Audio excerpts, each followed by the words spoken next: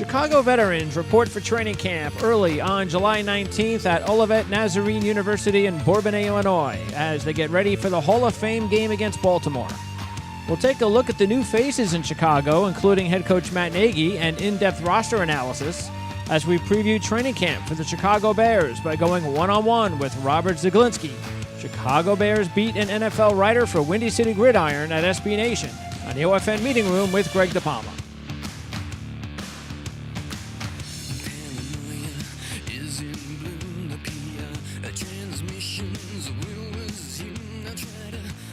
Monday, July 2nd, 2018. I'm Greg DePalma. Thanks for tuning in to the OFN Meeting Room as we once again preview NFL training camps for the 2018 season. And we do that today with Chicago Bears beat and NFL writer for Windy City Gridiron at SB Nation, Robert Zaglinski. Robert, thanks for helping us talk Chicago Bears football today.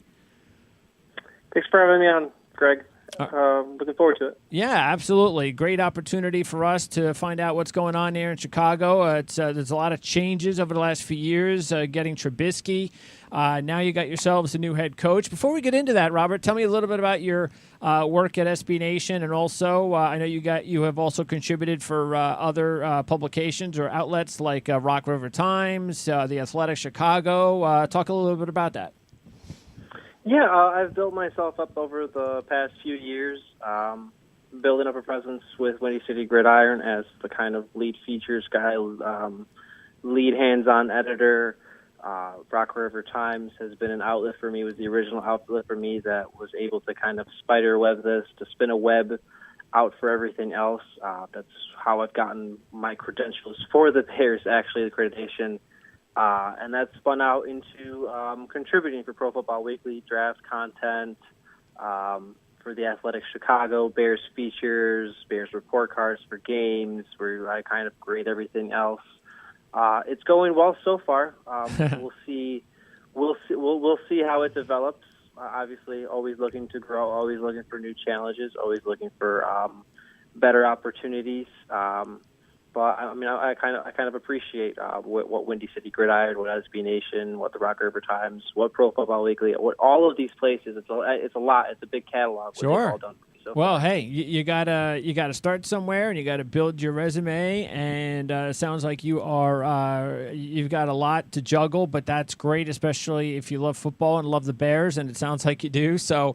But it must be a tough time, though. And maybe things are starting to turn around. No playoffs since 2010, so that's 8 years.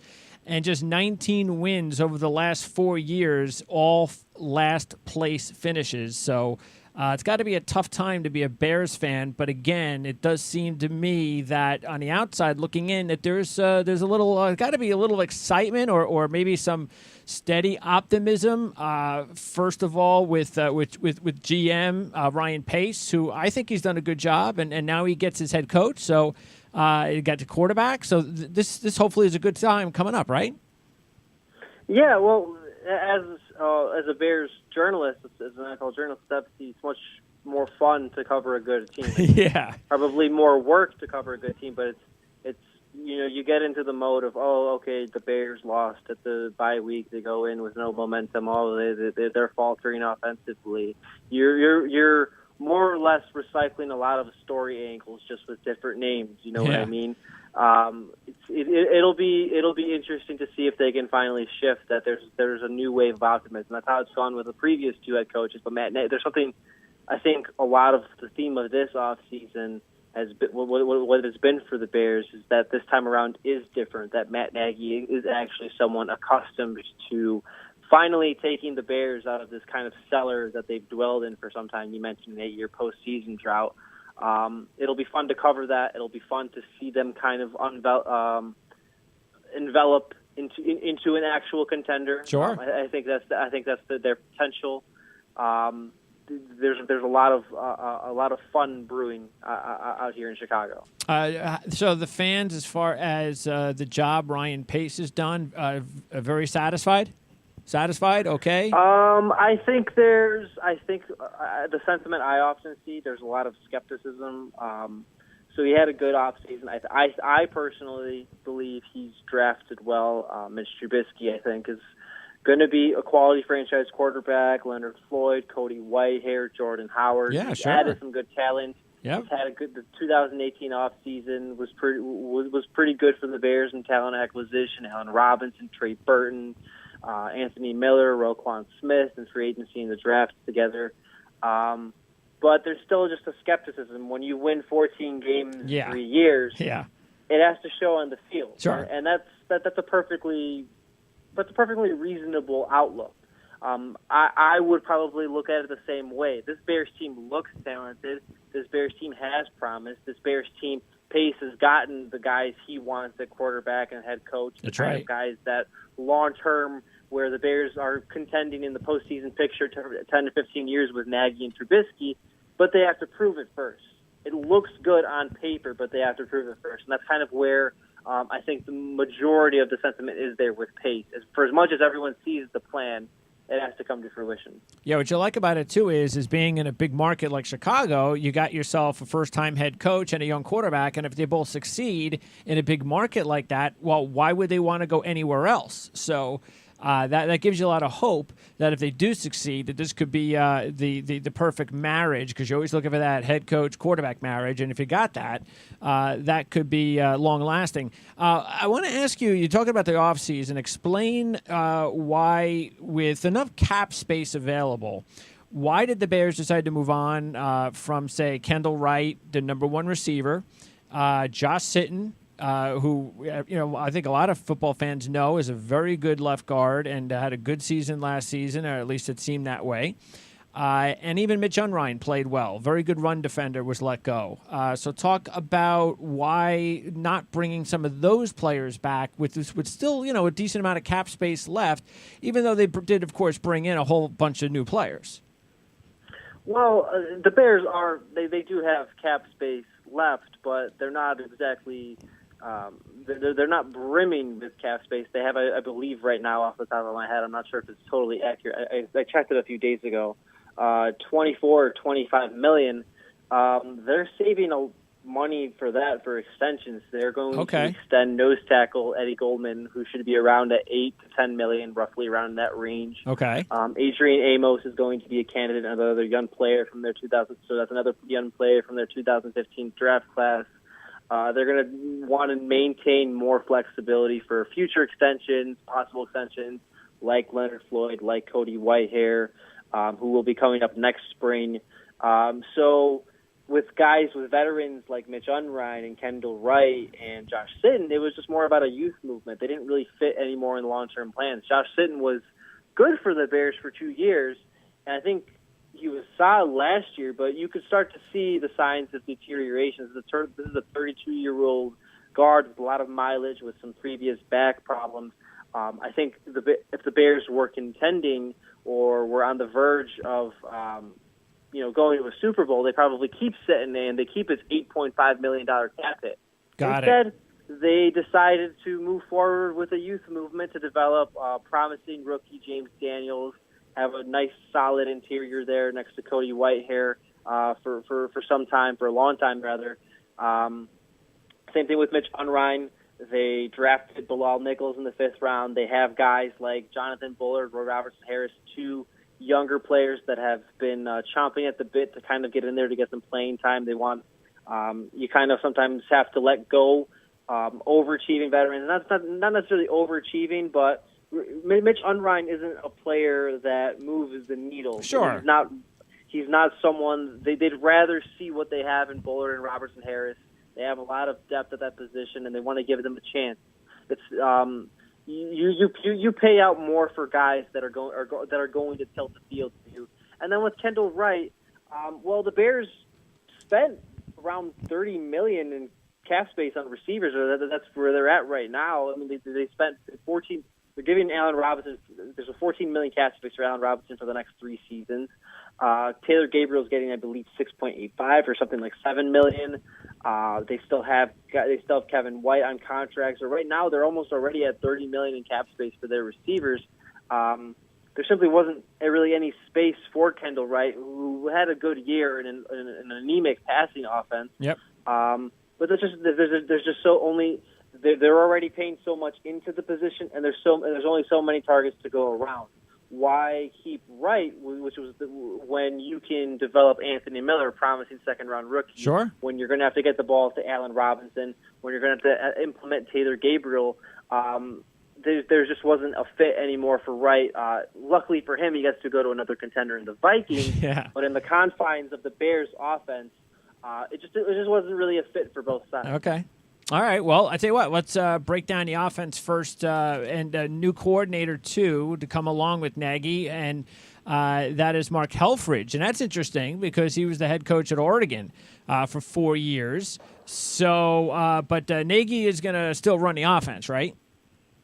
Nagy will be the one that is calling the plays. Helfrich is more for game plan design, for kind of being a mentor for Trubisky, and this it's been coined. I'm coining it anyway. The spread coast offense. Okay. We haven't really seen in the NFL for a while, where it'll be Andy Reid's West Coast offense with Oregon's quick tempo spread scheme. A lot of different backgrounds involved in it, and Helfrich will be more in the design. Nagy will be the one that kind of actually implements it on game days.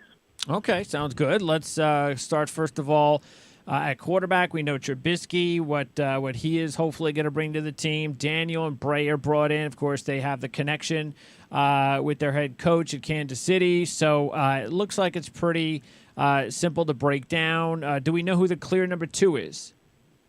Chase Daniel is the clear number 2 right now. He's the second. He's actually the second highest paid backup in quarterback in the NFL. Only Nick Foles is making a higher salary over the next season. So it's definitively Chase Daniel. Should anything happen to Mitch Trubisky, that's how the Bears have kind of set themselves up. They'd rather have a veteran with experience Sure. that can kind of keep them afloat if Trubisky misses a game or two. Yeah, and he knows the system. By the way, Trubisky, how's he looked so far since he's been in Chicago, both on and off the field? Does he have the look and the makings of a really good quarterback? Is there any reason to doubt that? I think he's embraced being a leader, if that makes sense. So at first, actually, last year, the Bears hesitated giving him the role. They had this only self-imposed quarterback controversy with Mike Glennon, because in any normal world, Mitch Trubisky starts immediately, but they wanted Trubisky to earn it. They wanted Trubisky to step in as the guy who, quote unquote, owns Hallis Hall, Bears headquarters, and over time he's stepped into that role, and and from everything that the Bears say, from everything Ryan Pace says, from everything Matt Nagy says, from everything his teammates have constantly reiterated to us, Trubisky's becoming that face of the franchise the Bears really haven't had since Brian Urlacher. He's come along really well. You can take this with a grain of salt for this offseason, seeing as how it's all in shorts and it's not really any game action. Sure. But he's taking in Matt Nagy's offense, processing it really quickly. He's that cliche first guy in, last guy out. Just looks really sharp with all the Bears' new weapons. Everything looks really good right now. Really, the only reason to critique or take away from Trubisky is the same thing with the Bears under Ryan Pace overall. He just has to prove it now in the field. But everything off the field, everything pointing to his performance on the field, looks like the makings of a real franchise quarterback. All right, at running back, everything is set. Looks like everybody's back from last year, or else, of course, especially the top 2, and Howard and Cohen. Cohen was a revelation as a rookie and also handles the return duties. Burton is the fullback. Knoll, I think, is an interesting player to keep an eye on as a rookie free agent. But everything else, is even the depth, everything looks like it's returning like last year, and it should, right? Yeah, and that's not a bad thing. The Bears have had one of the best running back duos in the league last year, with an offense that didn't really know how to use them properly. Tariq Cohen, he's probably going to be one of the more explosive weapons in the NFL this season and over the duration of his career, especially now having a head coach that knows how to get him the ball in space, that knows how to use it, that knows how to use him as a receiver, as an explosive target. He's going to be a nightmare for defenses as an all-purpose weapon to cover. to account for. He's kind of that real field tilt the Bears offense needs that I keep mentioning. Jordan Howard, he's probably really glad he doesn't have to face too much of any 8-9 man boxes anymore, considering how much more often the Bears are going to throw the ball, and considering that their passing game is actually a threat this year. No more run pass for him, and he's going to be that steady workhorse that sets the tone for everybody else. You mentioned Ryan Nall. That's if he makes the roster, but I agree with you. They have a solid potential for a fullback there that can really make some noise, really can work well with Howard. The only caveat that I would add is that Jordan Howard enjoys most of his success from the shotgun. That's especially what he did last year, and especially what he did in his rookie season where he was second in the NFL in rushing. I'm not sure if there's much of a place for fullbacks in this offense. Okay. Only except in special packages. But if the Bears like to do keep him, Nall does look like a bright talent that could contribute in that fashion. Right now, I would probably say that the running back is the Bears' strongest overall position on the team. Yeah, because Nagy comes from the Chiefs, and they had themselves a really good fullback there, in Anthony Sherman. So how does a guy like Burton, when he does get out there and play? I mean, I know he's not Anthony Sherman, so is that partly the reason why Nall has a chance to make the team? Do you think it'll be one of the two? Well, Burton isn't strictly a fullback. I think there's this movement towards positionless football. Burton doesn't really have a strict position. So Nall can make the team because sometimes Burton will be out as a fullback, sometimes Burton will be lined up in line, sometimes Burton will be split out. He's more of the versatile Swiss Army knife that Nagy likes. Okay. The kind of 1A tight end, but really only a tight end in name. That's what gives Nall that chance to make the team. As more of a strict fullback, I think he's 6'1", 220 pounds. Yeah, he's got the perfect build for that, considering that Burton will be used everywhere.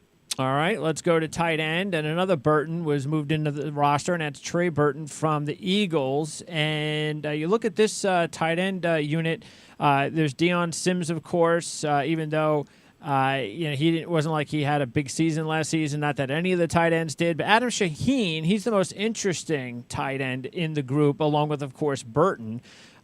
So what do you expect out of this tight end group? Do you think Shaheen, tell us a little bit about what the Bears expect from him and how much they anticipate using, because obviously in Kansas City, they had themselves an all-pro tight end. They don't have that here at least yet, but is the hope that maybe Shaheen, could develop into something special? The focus now with Shaheen is still kind of bringing him along slowly. You have to remember that he was a Division II product while he dominated in Division II Ashland. It's a big jump to the NFL. He showed flashes last year, but it's still a long road for him. With Burton, so he's going to be kind of that stand-in while Shaheen develops. Burton has, I believe, 3 years guaranteed on his 4-year deal.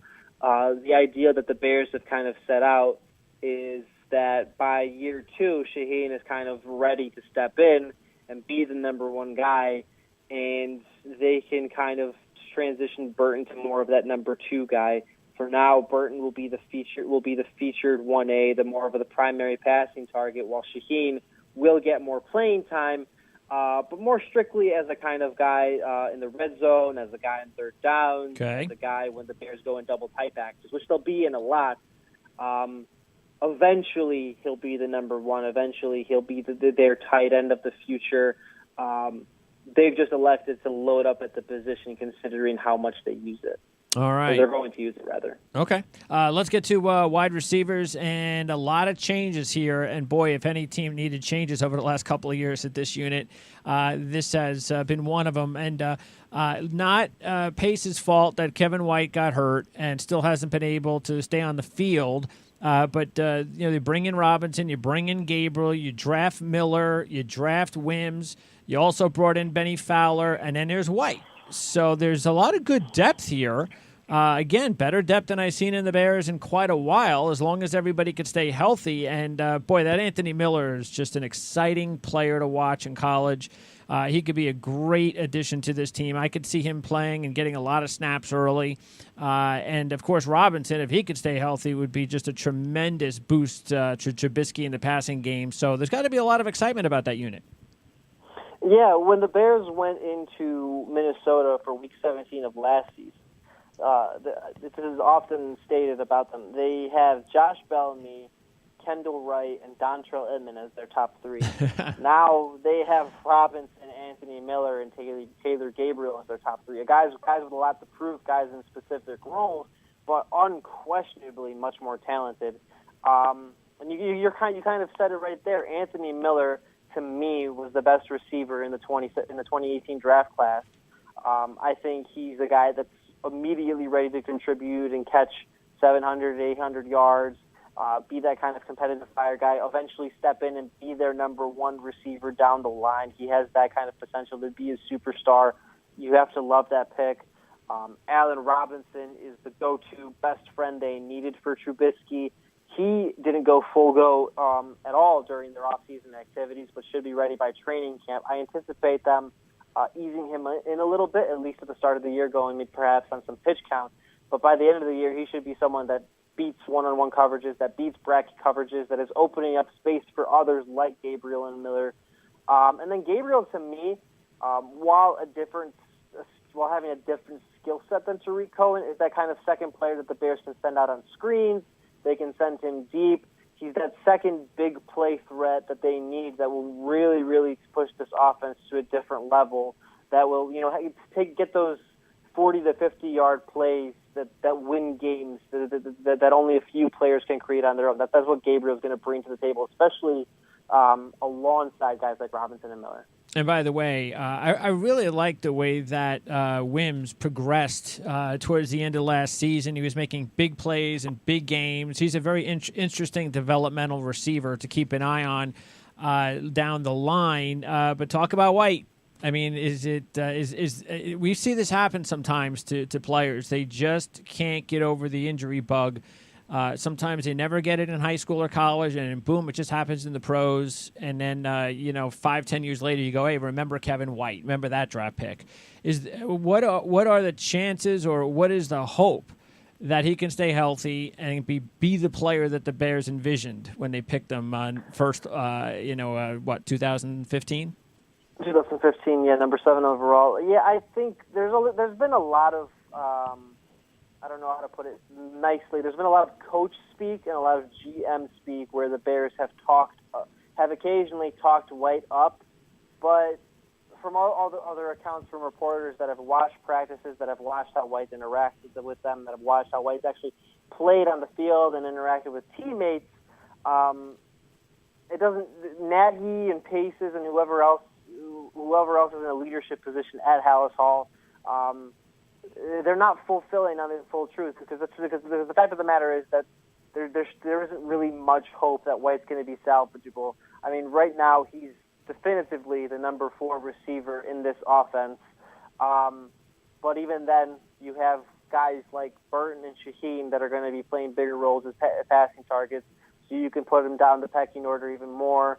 Unless I myself have doubts that he can even get through halfway through a season. I mean, at some point, it's more than a trend of 3 years in a row.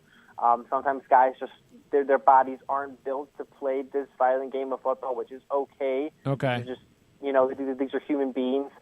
You have to feel for him. He doesn't have the fortunate luck. With 5 starts in 3 seasons, and a guy that was already so raw coming out of college, he's lost so much developmental time. He's lost so much time to refine his technique. He's been focusing on rehabbing for 3 years now. And now the Bears have finally put plans in motion to move on from him. They didn't pick up his 2018 or his 5th-year option from his first-round contract. And that's kind of the writing on the wall. Whatever you get from him in 2018, I think you look at as gravy. But otherwise, just there's a low bar of expectation. Okay. Not many really expecting to even get through the 16-game season, and I'm kind of in that boat as well. All right. Let's go to the offensive line, and this has been a problem unit for this team for many years, as far as I can go back. Maybe the last 5-6 years or so. But it does look like things are starting to turn around a little bit, even though, again, we mentioned Sitton's gone. But you mentioned James Daniels is brought in, and if Daniels is a powerful, aggressive interior lineman. That's the kind of guy you want up there. You have Kyle Long. You got Whitehair. So it's got the makings of a really good interior. And then you got Charles Leno, who has developed into a heck of a bargain out there at left tackle. So this is starting to, it's starting to look like this is a unit that's coming together. Yeah, I think on that last note, Charles Leno has been one of the more underrated tackles in the NFL for a while now, and he's gotten steadily better every season. He's never going to be confused for an all-pro like Tyron Smith or the now-retired Joe Thomas, but he's been the steady anchor for the Bears. He's kind of the linchpin that holds everything together. Where the Bears have had questions up front is, like you said, Cody Whitehair and James Daniels. That's kind of going to be on them to answer, and whether Kyle Long can get healthy. I'm going to say that I'm probably bullish on where this offensive line is going. I haven't been a big fan of their tackle situation recently, at least on the right side and Bobby Massey.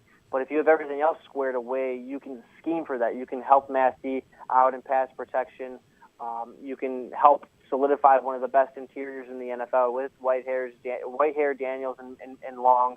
And then Leno can kind of be left on an island because quite frankly he's capable of that. For as much as a lot of Chicago doesn't see him as an elite tackle, they see him as a weak link, which is a mistake. He's someone to be appreciated. He's someone that starts all 16 games every year, sure, and holds down some star pass rushers every now and then. So the Bears, they're setting up quite a wall up front, which is what's going to be the biggest difference for them in this offseason. Not only really just a healthy Kyle Long and James Daniels addition, but it's Harry Hiestand. Harry Hiestand is one of the best offensive line coaches in the NFL. He's one of the best offensive line coaches in football, period. He develops talents like Zach Martin, like Ronnie Stanley, like Nick Martin, now Quentin Nelson, and Mike McGlinchey were drafted by the 49ers and Colts this year. It's kind of his strength to bring guys together, to bring out the best. And the last time he was in Chicago, he helped turn Chicago's offensive line, which had Olin Cruz and John Tatum, among other names, into another one of the league's best lines. So he has a history. He knows how to do this.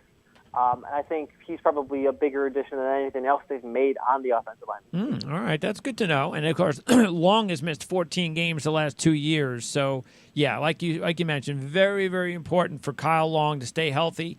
If he stays healthy, that's the most important thing. And then, of course, we'll see the development of James Daniels and then the rest of the offensive line. Let's move over to the defensive side. And they retained their coordinator from the last few years, Vic Fangio. So we take a look first of all up front, and we see here that you've got Hicks, who is another underrated player on the team. He has really transformed himself into a very solid player in the NFL on a team that just doesn't win a lot, so he doesn't get the recognition. You mentioned Eddie Goldman at the nose. You bring in Nichols, is a very intriguing prospect to back up. Maybe to be the number 3 right now, but he's somebody to keep an eye on. Bullard, I've liked since he came out of Florida. Question is, what about the depth? That seems to maybe be a little bit of an issue to me, just looking at the line.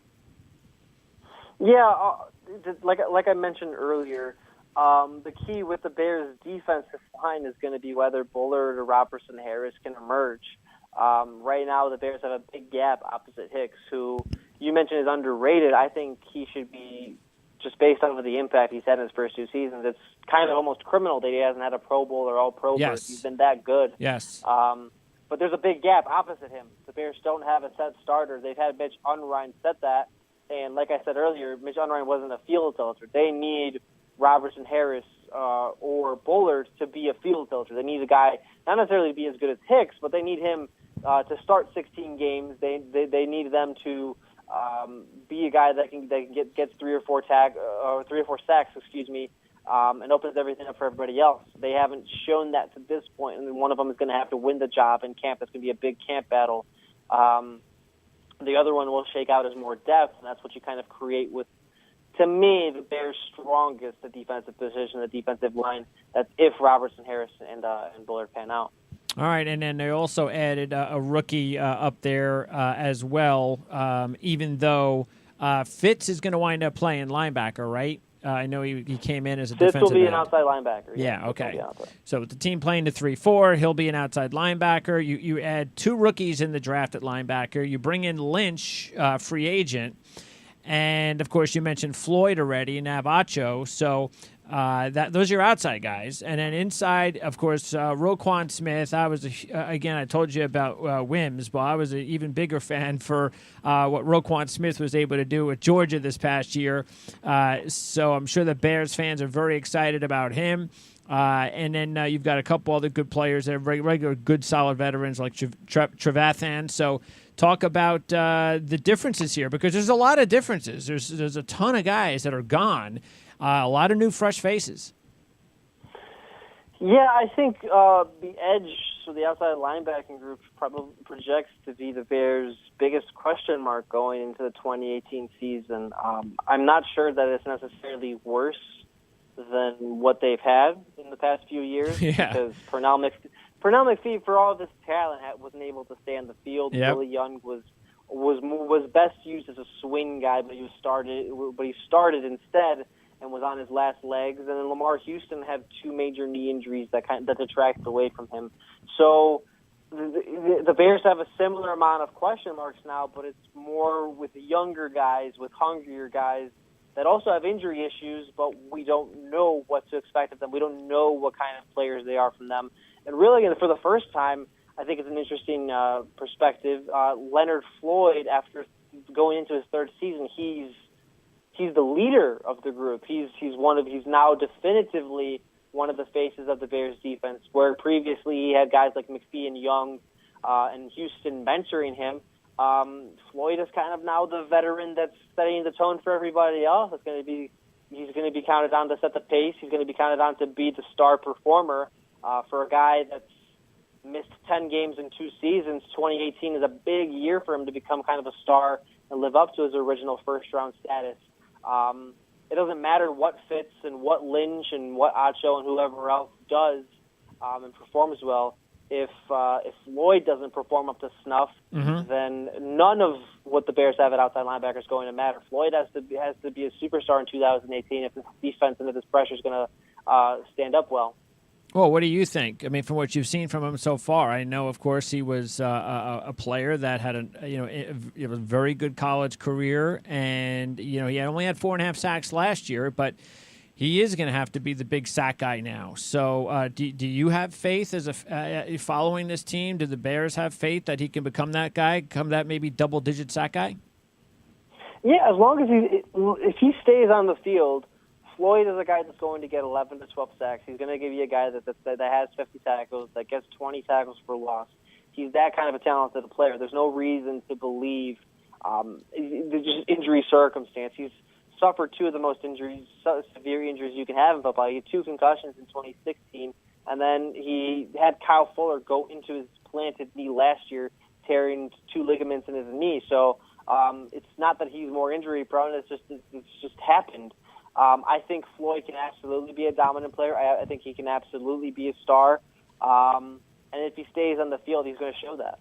You know what I like about the unit is that each of the 4 starters all fit a nice role. Trevathan can cover. Lynch is good against the run. Floyd will hopefully take care of pass rushing, and Roquan Smith can do everything, especially cover.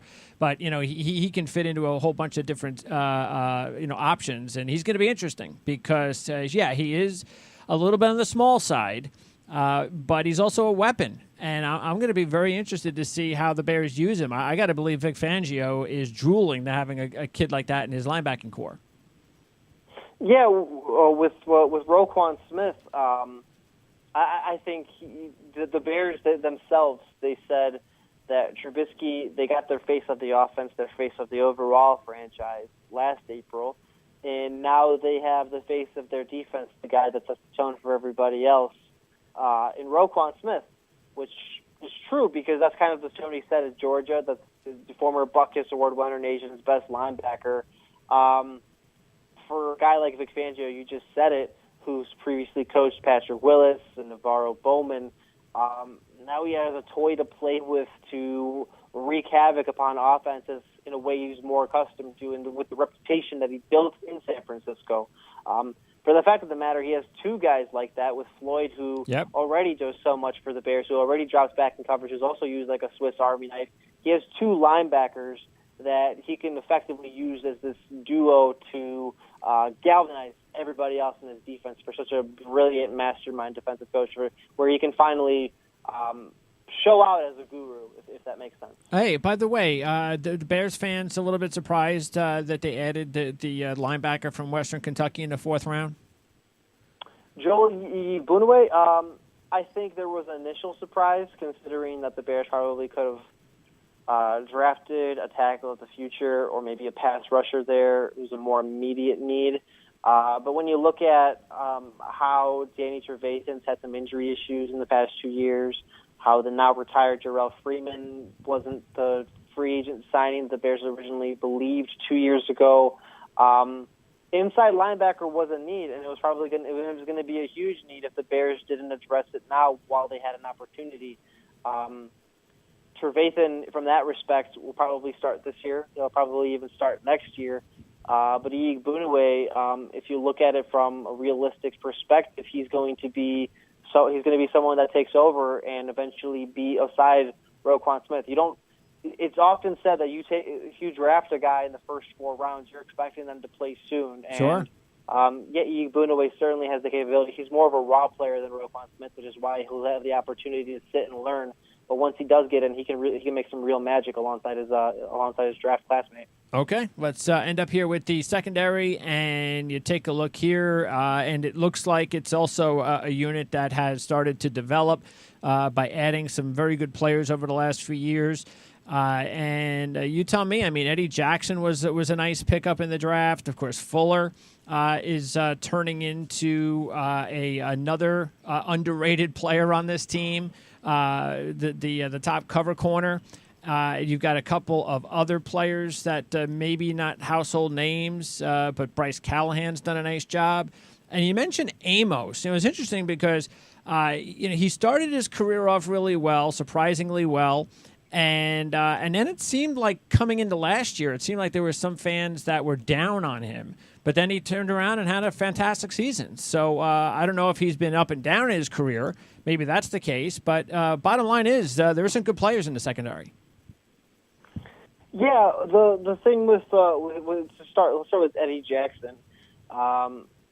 No Bears safety created more takeaways in their rookie season, I believe, in the last 25 or since Mark Carrier than Eddie Jackson. Wow. Mark Carrier had 10 interceptions and 3 or 4 forced fumbles in 1990, and Jackson had 5 last year, and that was more than Mike Brown. That was more than any other Bears safety that they've had in the last quarter century. So he had a fantastic start to his career. I think he has real star potential. I think this is a guy that's going to be the ball hawk the Bears need in the back end, that kind of guy that makes quarterbacks think twice about throwing deep or about throwing in his zone. He just has that kind of range. He just has that kind of nose for the ball and instinct. Another year of experience under his belt. He was recovering from a broken leg last year, so he was more focusing on getting healthy. This year he's been able to learn the nuances of Fangio's defense, learn from his rookie year, really diagnose everything, really work on his weaknesses. He had some occasional coverage mistakes and blunders, to where he won't make it as many. I don't expect him to make as many mistakes in the sophomore season. I expect him to make more plays on the ball. I expect him to make that leap towards stardom. From Fuller's perspective, I think for as much as he had a kind of a breakout 2017 season, that's probably a maxed out player. Okay. I think he's reached his ceiling, if that makes sense. Sure. He's not necessarily he's never going to be someone like the Jaguars' Jalen Ramsey or Richard Sherman in his prime. He's just going to be a very good corner, which is fine. The Bears don't necessarily need a Ramsey. They don't need a number one lockdown guy that gets a nickname Fuller Island or anything. Let's just keeping the bar for him where he was at last year, where he was second in the league in pass breakups, where he had 65 tackles, where he had 2 or 3 picks. That's a good season.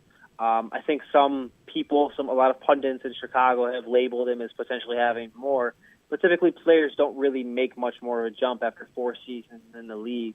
I think 2017 was an element of what Fuller is when he played 16 games, or when he's almost at 16 games. As long as he continues that, he'll continue that same production, not really drop off, not really rise above that.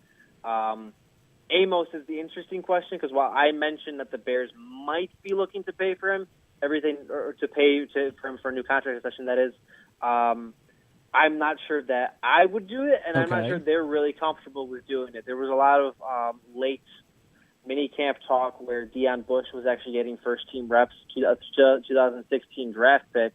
That tells me that they're kind of looking for every excuse not to pay Amos, which makes sense in retrospect because Amos has 1 interception in 3 years. From my mind, and I think from the Bears' mind, you don't pay for safeties that just do their job, which from that perspective, Amos does his job better than anyone. He rarely misses a tackle. He's fantastic in the box, but he doesn't really make any plays that jump off the page to you. He just does his job. He's just a solid player. Sometimes you need those guys, but it's not worth paying those guys $7 to $8 to $9 million in comparison to the actual ball hawks. I mean, you've seen this year with the NFL's free agency market, real stars like Eric Reed and Kenny Vaccaro struggling to find a job. I believe they still don't have teams, right? So Amos could find himself in a similar position next offseason unless all of a sudden he has this blip 6 or 7 interception year in 2018. The Bears are going to look for every excuse from that perspective to actually not pay him unless it gives them a good reason to do so. Okay, and I look at the depth on the team, and I say, okay, well, you mentioned Bush, but that's not somebody that's a future guy down the road. So I see a lot more depth at corner. I mean, I look at the corner, and I mentioned Callahan, and we didn't even talk about Amukamara, but we also, when you look at some of the young guys, I mean, there are 3 intriguing rookie free agents. I mean, Tolliver, our lads graded Tolliver as a potential second-round draft pick. Now, he did have red flags, and I gotta believe that's the reason why he wasn't drafted. But he basically, you got him without giving up a pick. And even Fant, 3 years starting experience in Indiana, could have been drafted as high as the 4th round. So you get a couple of guys, and then that doesn't even include Joseph. So you get some guys out there that you were able to add without even giving up a draft pick. So talk about any of those guys that have stuck out. And overall, whether or not those are just corners or whether or not there's any chance that any of those guys could eventually also move over to safety. Yeah, where the Bears particularly have depth right now is at nickel corner. So Bryce Callahan's a good player. Cravon LeBlanc, has proven to be a good guy there. So they're kind of set at nickel. Who really intrigues me from that perspective on the boundary, where they have Kyle Fuller and then Prince Amukamara, who enjoyed, from my mind, an aberration of a 2017 season, something he's never really a guy that's consistently stayed on the field. For him to play 14 games was a big step up in availability and in overall production. That opens up the door for someone like Tolliver. I agree with you. I was really high on Tolliver coming out in the draft process. I think he's a perfect press coverage corner, perfect guy with length and size. That's kind of the model that Vic Fangio likes in his corners, long and rangy guys, not necessarily the best athletes by any means, but they just beat you up with line of scrimmage. They just close off lanes with their physicality and just being smart players, closing off throwing lanes. That's what Tolliver projects as. As long as you mentioned those red flags, a lot of that stemmed from discipline. A lot of that was stemmed from him not always being in line with the LSU team vision. As if he can buy into the Bears team program and continue to grow. He had a fantastic off-season activities of a group of periods there. Okay. If he continues that momentum into training camp in the preseason, he's going to be in line to win a job on the 53-man roster. And then potentially, in my mind, I know it's a bold thing to say in early July, but eventually take over from Mukamara, maybe even in 2019. 2018 would be a stretch, but he could be a starter a year from now. Sure. So he has the ability. It's just going to be on him to channel his talent and buy into what Fangio's teaching him, into what Ed Donatel, the Bears' renowned secondary coach, who's kind of at the helm of last year's secondary revitalization, rejuvenation of Tolliver, buying into their teachings. Okay, sounds good. And then we wrap it up with the special teams. You got Cohen returning kicks. You bring in Cody Parkey. You had musical chairs last year at kicker. And then punter Pat O'Donnell returns. It didn't look like O'Donnell had that great of a season last year. And Parkey was okay. And he's had his moments. But there does seem to be some question marks at special teams. What do you think coming in? I think they've had a market step up, which is actually, I mean, it's not necessarily, they're not going to wow you. They're not like Dave Taub's Chiefs or anything, but the Bears needed stability at kicker. They needed stability at punter. They have that in O'Donnell. They have that in Parkey. Connor Barth was someone who was only making 80% of his kicks, who was missing crucial late potential game-tying and game-winning kicks. You can't have that happening on a regular basis. You can't have kickers missing 7 of 8 kicks a year and missing extra points. Cody Parkey's not going to be confused for Adam Vinatieri or anything, but he's reliable. He'll make 90% of his kicks. He'll make by far most of his extra points. And he's going to be someone you can count on in clutch situations. I believe he had 2 game winners last year for the Dolphins. If you remember, he was someone that once was once broke the Eagles and I believe actually the NFL's rookie scoring record in 2014. Sure. And then he actually had a hamstring injury, which sidelined him and just shattered all of his confidence. Eventually, the Browns took a chance on him, and while he wasn't stellar for them in 2016, that was kind of his welcome back to the NFL moment. That let him know that he still belonged in the league after a really tumultuous 2015. That was what led him become that stable kicker for the Dolphins again, make 90% of his kicks, make those 2 game winners that I mentioned, and put himself in line to be something, to be stability at the position, something the Bears have been missing since releasing Robbie Gould. Desperately needed, and Parkey, that was desperately needed in Parkey off that. All right, so that is we'll keep an eye on that for sure. As like you said, hitting those clutch field goals goes a long way in helping your team and also raising the bar on a kicker's profile. Fans don't mind if you miss the occasional 42-yarder as long as you make that 46-yard game winner. That's all that. Yeah, fans. Those stick out more. They remember that more. Don't forget the ones in the first or second quarter. But if there's an opportunity to win or send the game into OT and you just shake it, they'll remember that. All right, Robert, great job. Appreciate it. Hopefully your team that you follow and root for is only another year or 2 away from the postseason. I know it ain't going to be easy, but it does look like the foundation pieces are there. So, of course, stay healthy. That's an important part.